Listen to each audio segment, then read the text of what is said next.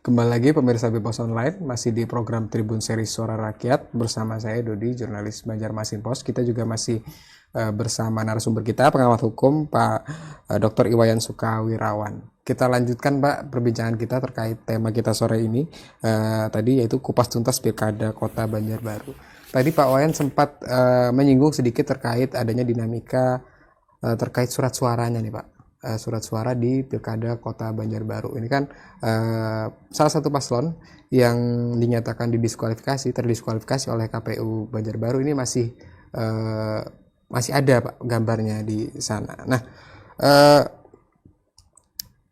apakah dengan begitu kan mekanismenya masih ada gambar, lalu KPU menetapkan kalau foto paslon yang terdiskualifikasi dicoblos itu dinyatakan tidak sah. Nah, ini apa tidak menzolimi paslon yang terdiskualifikasi tadi Pak, kira-kira Pak?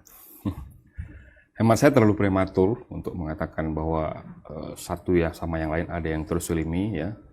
Kita kembalikan aja pada prinsip bahwa ya katakanlah misalnya ada presumption of innocence ya, praduga tak bersalah dan seterusnya. Nah, apalagi setelah apa yang saya katakan tadi ya, kalau kita berbicara tentang fenomena ya berikut dinamika serta kompleksitas pemilihan wali kota di Banjarbaru ini, pertama-tama seperti yang saya katakan tadi, sekali lagi karena ini penting, dia dihadapkan pada bunyi legislasi yang tidak jelas, terlalu umum ya kalau bukan tidak jelas. Lalu kemudian ya ketentuan tersebut ya, ketika dihadapkan pada hal-hal yang sifat khusus, ya, bersifat spesifik, ya kan, tentu saja menimbulkan pertanyaan bagi KPU, apakah memungkinkan untuk dilakukan? Apakah secara de facto, ya kan, hukum positif ini, undang-undang ini memang betul-betul bisa diterapkan? Kalaupun di sana, ya, ada pemikiran tertentu yang mendasari ketentuan itu, tentu pertimbangan-pertimbangan yang seharusnya mendasari KPU untuk tiba pada suatu putusan, terutama dalam menentukan mekanisme pemilihan seperti apa yang harus dilakukan pasca melakukan diskualifikasi, itu tentu saja ada juga yang lain. Efisien enggak kalau misalnya dilakukan pemilihan ulang? Efisien enggak dan memungkinkan enggak kalau misalnya surat suara itu dicetak ulang, ya kan? Bagaimana anggarannya, dan seterusnya. Bagaimana dengan kewajiban bagi KPU untuk menjamin bahwa pilkada dalam hal ini, pemilihan wali kota itu terselenggara, selesai, tepat pada waktunya. Itu kan semuanya harus dipikirkan oleh KPU. Dan yang paling penting, KPU ya, menurut apa yang saya baca di media itu mereka telah melakukan pemberitahuan, telah melakukan pengumuman kepada masyarakat, ya, sebelum mereka menggunakan hak suara mereka di TPS. Nah, pemberitahuan atau pengumuman ini tentu saja, ya, tidak mereduksi apapun dari hak rakyat untuk memilih, ya, berdasarkan prinsip-prinsip kepemiluan. Nah, itu yang harus dipertimbangkan supaya kita tidak terburu-buru menyatakan bahwa ya terzolimi, ya, bahwa KPU atau pihak lain manapun telah melakukan sesuatu yang ya mungkin misalnya dalam tanda kutip disebut perampokan suara rakyat dan sebagainya. Menurut saya kurang bijak juga kita mengajukan statement-statement yang sifatnya jumping conclusion seperti itu. Saya kira seperti itu. Baik, Pak Wayan. Nah Pak, di samping proses pemilu yang pilkada yang masih berlangsung ini masih dalam tahap rekapitulasi, akibat adanya dinamika di Pilkada Kota Banjarbaru ini juga muncul sebagian pihak masyarakat yang berencana kabarnya melakukan langkah hukum dengan menyusun gugatan nih. Kira-kira Pak Wayan melihat kondisi ini gimana Pak? Saya rasa sangat bagus. Konsekuensi lebih lanjut daripada negara hukum itu adalah ya setiap ada persoalan-persoalan hukum ya agar tidak ada rifting dan sebagainya ya harus diselesaikan dengan cara-cara hukum. Kalau misalnya mau diselesaikan melalui gugatan ya ke yudisial, ke Mahkamah Konstitusi misalnya, ya silakan, monggo. Ya kan? Nah, nanti masing-masing pihak ya bisa memperdebatkan ya apa dalil-dalil mereka ya, apa argumen-argumen mereka sehingga nanti betul-betul diputus oleh suatu institusi yang betul-betul netral, ya, suatu institusi yang tidak lagi bisa dikategorikan sebagai penyandang status para pihak yang tentu saja tidak bisa menjadi hakim bagi dirinya sendiri. Saya rasa seperti itu. Ya. Baik, sebelum kita masuk ke closing statement, Pak, artinya tadi untuk adanya langkah-langkah hukum dari berbagai pihak ini untuk menggugat itu sah-sah saja berarti, Pak, ya?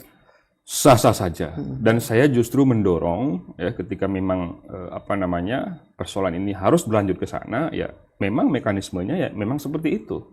Nah, justru nanti agar terbuka, rakyat juga di depan rakyat juga fair, betul-betul terselenggara prinsip-prinsip pemilu, langsung umum, bebas, rahasia dan seterusnya. Ya otomatis langkah itu adalah langkah yang ya menjadi kewajiban para pihak bahkan untuk menyelesaikan persoalan masalah hukum dengan mekanisme itu, ya, entah ke Mahkamah Konstitusi terutama, ya, itu. Baik, kita berikan kesempatan untuk Pak Wayan ini untuk memberikan closing statement terkait tema perbincangan kita hari ini, Pak. Silakan. Mungkin yang ingin saya sampaikan itu adalah mekanisme pemilihan yang telah dilakukan atau diambil oleh KPU dalam hubungannya dengan diskualifikasi yang telah dilakukan sebelumnya. Nah, kita tahu diskualifikasi yang dilakukan oleh KPU ini adalah diskualifikasi terhadap salah satu pasangan calon karena ya diduga telah melakukan pelanggaran administratif, ya.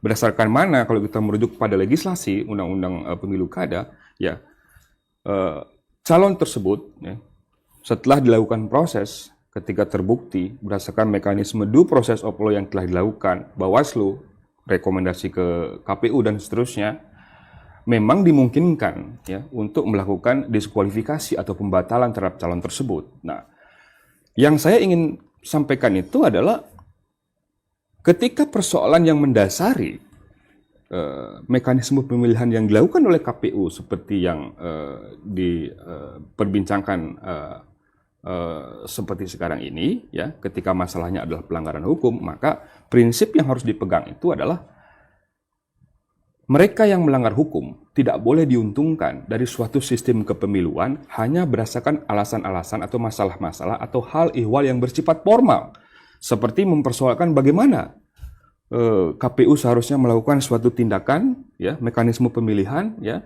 yang katakan misalnya salah satunya itu berdasarkan mekanisme calon tunggal. Saya rasa calon tunggal atau apa yang dilakukan oleh KPU sekarang tidak ada perbedaan prinsipil, ya.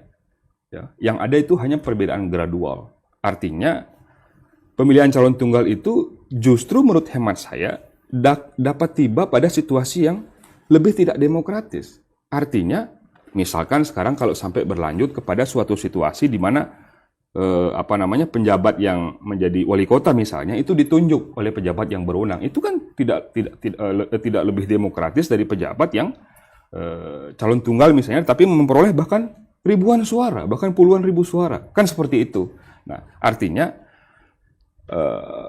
prinsip yang harus dianut, ya, sebagai pegangan kita dalam melihat secara lebih bijak dan secara lebih proporsional persoalan ini adalah prinsip bahwa ketika ada pelanggaran hukum, ya, maka orang tersebut tidak boleh diuntungkan, ya, dalam suatu proses kepemiluan, lebih khusus pilkada yang sekarang kita lagi berjalan di Kota Banjarbaru, begitu. Baik, sudah sangat jelas pemirsa Bipos Online dijawab oleh Pak Wayan terkait tema kita hari ini.